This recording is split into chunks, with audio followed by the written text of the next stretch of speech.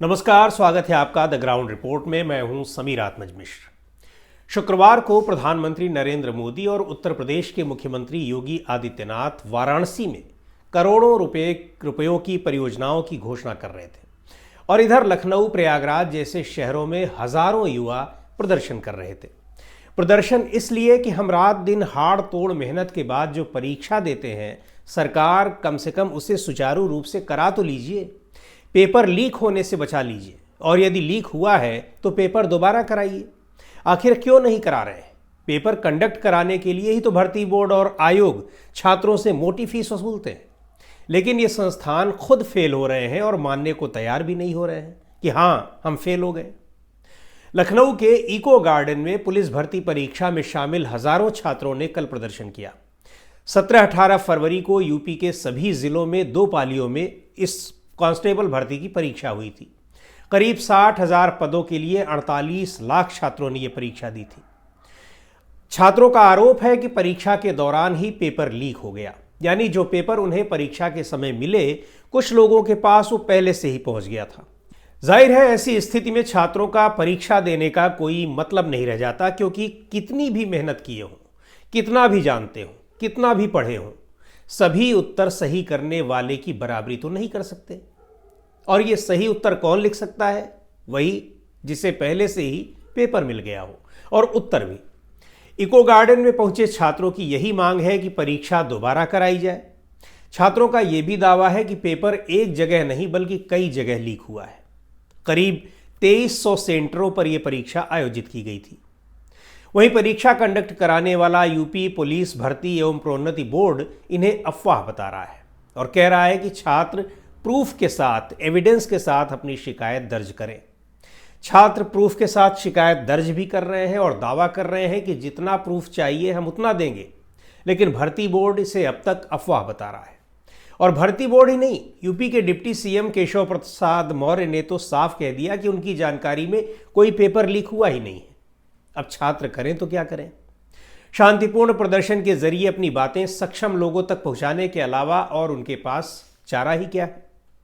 उधर प्रयागराज में लोक सेवा आयोग के सामने पिछले कई दिनों से छात्र प्रदर्शन कर रहे हैं, पुलिस की लाठी खा रहे हैं, खदेड़े जा रहे हैं, लेकिन अपनी आवाज सुनाने के लिए डटे हुए हैं। आयोग ने 11 फरवरी को आरओ की लिखित परीक्षा कंडक्ट कराई थी, जिसमें करीब 6.5 लाख अभ्यर्थी शामिल हुए थे।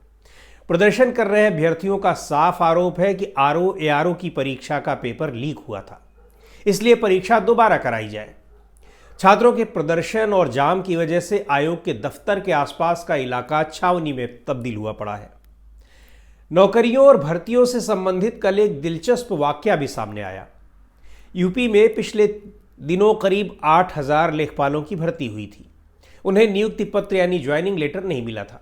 तय किया गया कि इन्हें प्रधानमंत्री के हाथों ये ज्वाइनिंग लेटर दिलाया जाएगा, लेकिन ये मामला कोर्ट में चला गया और नियुक्ति पत्र मिलने से ठीक एक दिन पहले राजस्व बोर्ड ने, जिसने इस परीक्षा को कंडक्ट कराया था, उसने इस कार्यक्रम को कैंसिल कर दिया।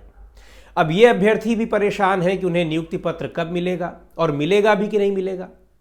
इनमें से कई अभ्यर्थी तो ऐसे हैं जो बिहार में टीचर की नौकरी पा चुके थे, लेकिन यूपी में जब वो लेखपाल बन गए, यानी यहाँ भी उनका परिणाम सकारात्मक आया, तो उन्होंने बिहार की टीचर की परीक्षा छोड़ दी।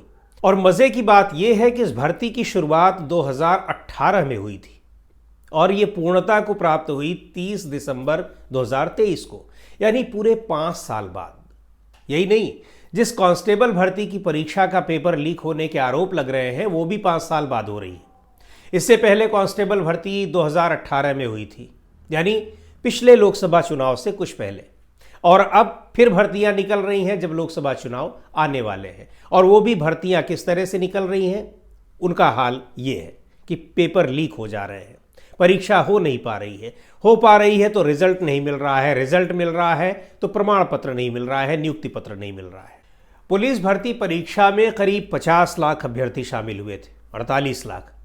दूसरी परीक्षाओं में भी लाखों की संख्या में छात्र शामिल होते हैं। बोर्ड और आयोग इन परीक्षाओं से करोड़ों रुपयों की कमाई करते हैं। लाखों छात्रों की खुशी और नाराजगी के साथ उनके परिवारों की नाराजगी और खुशी भी जुड़ी है। ऐन चुनाव के वक्त कोई सरकार इतनी बड़ी संख्या में नाराज युवाओं को कैसे नजरअंदाज कर सकती है, यह सोचने वाली बात है। बेरोजगारी के इस दौर में कुछ एक नौकरियों के लिए लाखों छात्र आवेदन कर रहे हैं और परीक्षाएं भी पूरी नहीं हो रही हैं। छात्र नौकरियों की मांग कर रहे हैं तो उन्हें पकौड़े बेचने की सलाह दी जाती है। शुक्रवार को छात्र जब प्रदर्शन कर रहे थे तो उसी वक्त पीएम और सीएम बनारस में ये कह रहे थे कि विपक्षी नेता युवाओं को नशेड़ी कहते हैं।